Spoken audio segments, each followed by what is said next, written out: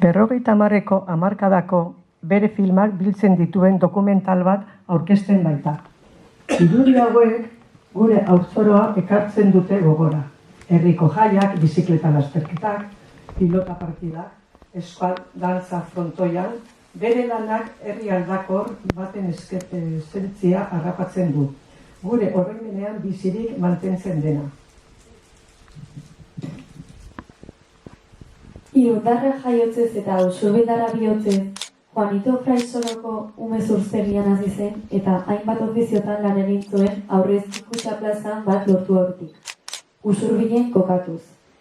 Bere komunitatearekin konprometutako gizona izan zen haurrentzako zinema antolatuz, musika sustatuz eta elizako abesbatzan parte hartuz.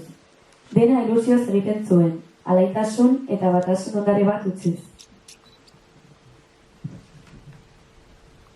Bihotzez, eskatzen diegu hau guztia oroitzea posible egin duten guztiei, mila esker!